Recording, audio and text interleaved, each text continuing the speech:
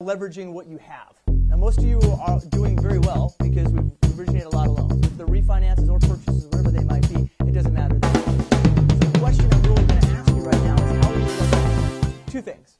How do we learn? Because people learn in different ways. All right? Everybody in here learns in a different way. I learn in a different way than you guys learn. Okay, so some people are more audio. They have to hear it. Right? They have to for me in learning, it's two ways for me, but some people are only audio. To teach them, they hear it, and then they can go do it. If anybody's been in sports, had kid in sports or whatever it is, you watch the kids. Some people you can tell it and they'll go do it. Some people have to see it, right? They have to, let me show you how it's done, and then you go do it. And then others are performing, and others are a lot more visual, and then the other ones, as I just said, on the performing side, you have to perform the act before you can do it. So today I kind of want you guys to realize on how do you learn. The reason why is because for me, in any industry you're in, you learn in a different way. And if you fail at doing it, I watch people fail again doing it the same exact way. That means you're not learning. That means that however you did it, you weren't learning from the mistake you made. It's like a kid. I was getting on the plane to go to Idaho just the other day, and the kid was telling me he was playing baseball. He was probably about 8 years old. And I asked him, why didn't you play? He goes, I had to take off a year. Why? Because he said, I put my hand on the stove and I burnt my hand. Burned his poor little hand. For a year he had to put stuff on it. It was all wrapped up. It wasn't anymore. He said, I'm okay now. And then I asked him, my next question was, bet you don't put your hand on the stove anymore, do you? And he said, absolutely not. I don't even go near the stove. Now, unfortunately, in life, as we're adults, we don't learn that well. We seem to put our hand on the stove, get burnt, and kind of go, it wasn't really that bad, was it? I don't know. I remember it being bad. I remember it hurting, but I don't know if it was that. But let me try it again. And then you burn yourself again. You go, damn it, I knew that was bad. Why did I do it again? And then 6 months go by, and you forget again, and you put your hand on the stove. I don't know why. Your learning curve must be different than what it is. A kid can do it because you realize you didn't want to be out of baseball for that long. But as adults, you do the same thing over and over and over with the same result, hoping something's going to be different. So the reason I'm asking you today is how do you learn? And once you can realize that, for me, I know I have to see it visually and hear it. I can't read a guideline. You can't hand me, some people can. You can't hand me a guideline of something, say read all about it, and then you read it and go, I know it. I could take a test and I could ace this thing because that's how I learn. It's not. That's the reason why majority of the books I read are driving, because I'm a lot more audio. I can remember and retain things by hearing it on audio than I can reading it. I don't know if any of you are like me, unfortunately, which I think they diagnose people and give them medicine for now, but you read a sentence, right? And then you start trailing. You go, and the thing about strength is the strength of, hey, I wonder if I'm going to work out tomorrow. What time is talking about strength? I don't know. I hurt my hip last week, and then all of a sudden you go, wait, I was reading a book, and you kind of go back, right? And if any of you have done that, you have to read the same sentence like 6 times. At least that's me. So that's not my ideal learning. So once I realize that I'm audio, I put more things that are audio in me, and I ask more questions of people. Then I also realized I wasn't just audio, I was actual visual and audio. That I actually had to see someone do it. I am much better if I'm at a golf lesson and someone's taping me, and I watch my swing and go, that's horrible. And then they put someone else next to you who can golf in the same screen, and they go, that's how it's supposed to look. And I go, I could do that. And I realized that because being young, getting in this business, I went out in the field with a lot of people. Because at that time, you can go to 30 offices a day, and you could just walk in and talk to agents. Some you could still do that, some you can't. But when you walk in, you learn when you're with somebody else. Because you learn by the questions they're asking. You go, oh, that was horrible. He's horrible, right? But I saw it being done, and then I realized how to do it. Same thing on making phone calls to people. If your partner in the cubicle next to you is making phone calls, and you're hearing them do it, it kind of gives you the energy to do it. Is that true? Because now you're hearing someone do it, and you're listening, and you can see it being done. It's a different story. What I want to get out of you guys today is to realize how do you learn? Because until you can realize what it is that makes all this stuff I just said so you can implement it, you're still going to get the same results you had last month. Because things have to change, I would say, especially in the real estate industry, every day. I just talked about the programs and everything that was going to change. Things change too quickly. So once you realize how you learn, you could go to the next step, which is then what is my strength? Does everybody have a strength? True? Right? Let's make this quick. Chuck, what do you think your number one strength is? Okay. Look at everybody's like, yeah. Just sat with him 30 minutes so he could listen to the, what happened to me last week with my wife. I would agree with that. Listening. Letitia, what do you think yours is? Follow through? Follow up. Follow up, follow through. Follow up. Okay.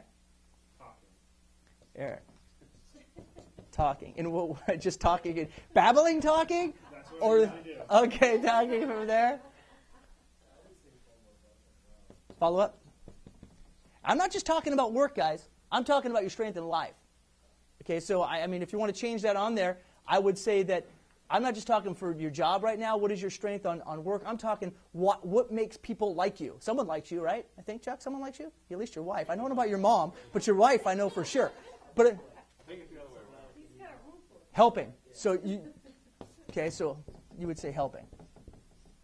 Okay, got it. Anybody else wanted to change theirs from talking? No. Nothing? That's still your strength in life. Jesse, what would you say your strength is? Patience.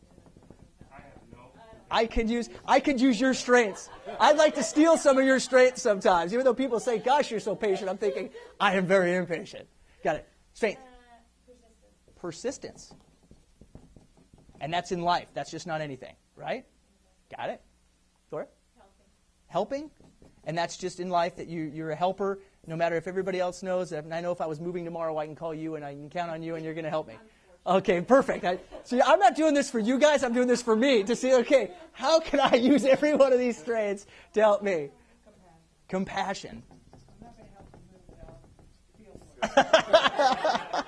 I'll give you the compassion to you. Now, the reason why I wanted to do this is everybody has a strength. There's a reason why you have a spouse. There's a reason why someone likes you. And if you don't call your grandmother or your mom, someone likes you. Really, they do. And there's a reason for it.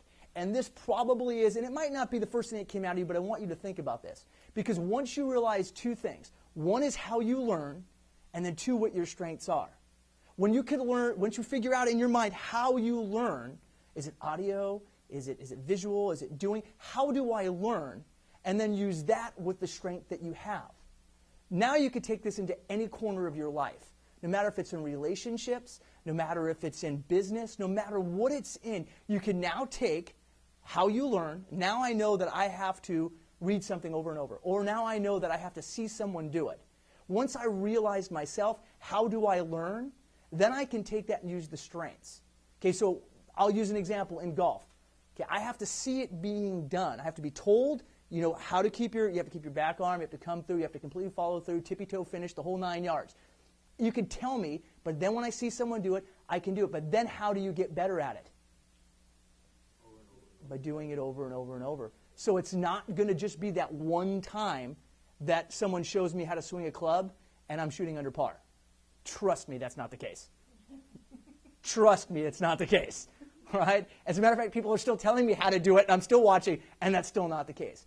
The same thing in your business, no matter what it is. Once you figure out how you learn, and then if your strength is patience, you can use that patience to grow your business. Because now I know if I have more patience than anybody else, and that is my strength, I'm going to use that to talk to more people that are upset about more things, because now I have more patience to handle more people. So from here, if James said it's patience is what he is, he could handle probably talking to more people about problems than, let's say, Eric could handle talking to more people about problems. It's just, that's not a bad thing. I'm just saying patience, you have it, but it's not your strength. Your strength would be in talking to people and getting people. If you were to say, add on this, is probably talking and making friends, or having the ability to actually be liked. Okay, so the ability that I have to have people like me, and if I don't have the patience for that, I'm going to have to learn how to have patience. See where this is going? And then if I know how I learn is by doing and stopping myself and saying, for me to increase me to do more in my life, I have to have more patience. And the way I learn is by doing. So right now I'm going to have more patience instead of exploding. Right? So this is where it comes in. You take your strengths and you play to your strengths. Play to your strengths every single day. If it's compassion, you're going to have compassion for everybody who's getting alone. You're going to now feel for them, and that's just who you are. You're just saying every time they tell you a story about what happened, you kind of internalize it probably and say, and all of a sudden you're almost in that with them. I mean, you're upset with them and sometimes. I mean, I have people in my life that are very compassionate that they'll start crying about someone else's story. It has nothing to do with them. But I mean, that's an extreme. But you're compassionate for their situation. Now, using that when you're compassionate about it, that actually brings those type of people, more people towards you because they want to talk to you and they want to be around you because you're going to understand more. Same thing with Chuck here. He's going to listen to me. He's not going to interrupt me when I talk. I can finish everything I'm going to say, and I know he's probably not going to be upset. Right? So you take whatever it is that your strength and continue to do it and build on it, but you're going to have to put the other pieces of the puzzle. Because as a young person in business, this was probably my biggest one. I could talk until the cows came home. Couldn't take a loan application to save my life. I have no idea how to qualify somebody. But man, I was good at getting business. And until I realized that you actually have to put a full name on a 1003 and a Social Security number and where they work, and you looked at those loans, so you know how they were. They were bad.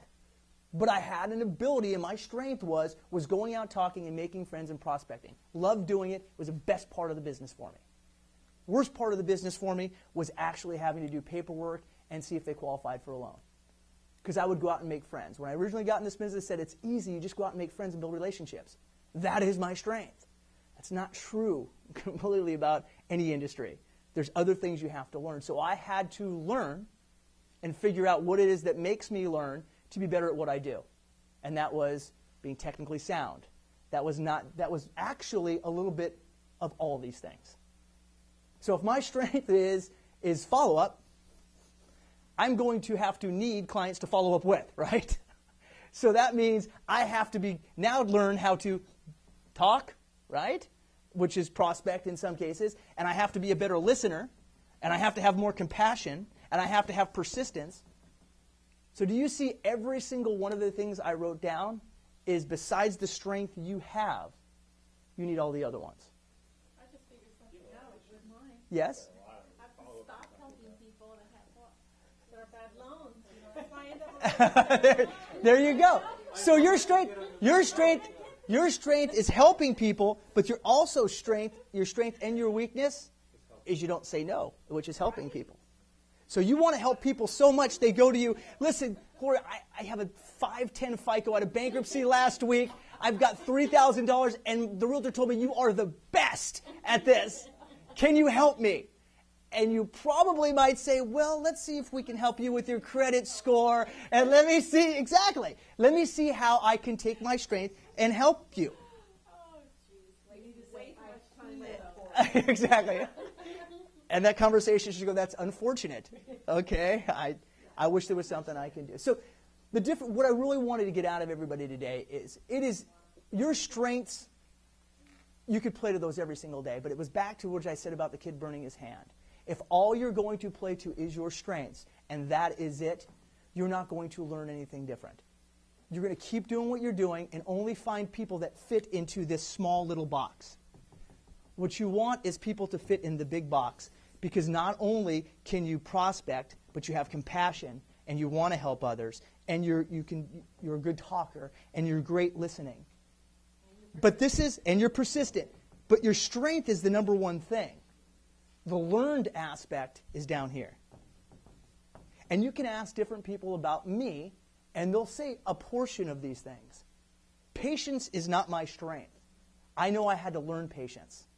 If you don't believe that, have a couple kids. Okay, it will teach you very, very, very, very, very, very quickly that it's just life. You have to have patience. But I knew that I had patience because I had no patience, especially as an early manager. I didn't have patience for loan officers that didn't want to do what I was telling them to do. I couldn't understand it. If I could go out and get 20 loans and still manage this brand, just do what I'm doing. I have no patience for your ignorance. Okay, that's not a way to manage people. Trust me. Okay? Because I grew a couple branches from 30 people to 3. Okay, you could grow your branch just like that if you want to. That's not how you grow a branch. But how you grow as a person is the same thing. I realized I had to be patient. So I have to stop myself a lot of the times and say, just be patient. They learn in a different way. And I haven't figured out that way yet. And it's my job to figure out how they learn. And I wish one-on-one I could sit and coach every single person. I can't. And the reason why is not because I won't, is a lot of people want to be coached and want to be held accountable until you hold them accountable. And then guess what happens? Too busy, I've got to pick up the kids from school, I can't call today, I can't meet you today, I can't meet you tomorrow, whatever the case might be. There's the difference. So once you figure out, like I said, your strength, build on that strength, but the other part is fill in the gaps of learning how to be better at all the other stuff it takes to be a well-rounded, successful person. Did this make sense to everybody? Okay. And I hope somewhere in here that you found out what your strength was, and I hope you know we could have went through weaknesses, because usually, just like myself, I have this one really, really, really good thing, and I do about 15 other things not so good. That's true. But once you figure out what it is you do good, and then just fill in the gaps of the other stuff that you know you're not as good at, that's when you can actually become more successful than you thought you would be. So take it today. I gave you information of things that I actually even gave you maybe 2 or 3 ways to actually go out and get new business, right? And unless you learn or want to do that, you're not going to do anything with it.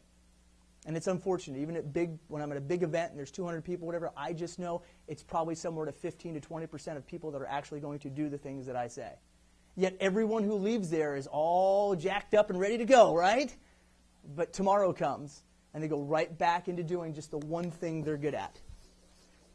And if you think it's only one reason someone gives you business, you're wrong. It's multiple things.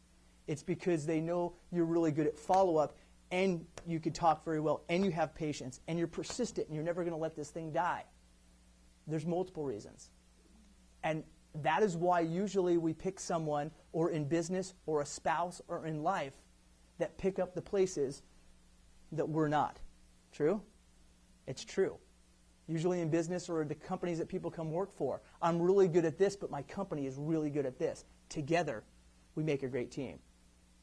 Same thing with spouses or friends. You guys have a lot of friends that might be the same way. The reason I hang around this friend is because they are always on time, and I'm never on time. And I know when I'm with him, I'm never going to be late. It's true. And that's what attracts us. I just want to attract you in your business today to find out all the things you're good at, your strengths, and fill in some of the other ones that you just need to learn. But you also have to figure out, how do you learn? Because until you figure that out, that's why I started with that first. Until you figure out what it is that makes you. Is it audio? Is it visual? Is it by doing? Once you figure that out, then it's easier to get it into you. Cool? Well, a lot of loans to get through. I would go through your pipelines. Terry's going to set up, or Chuck's going to set up with Terry. I'm sure it's the first time he's done it, to go over the loan officer site to figure out how to get on it and how to do it. And be there for that, please, because that will actually help you with your pipeline. It'll be a one click. It'll give you your whole pipeline, so you can start following up on stuff to see where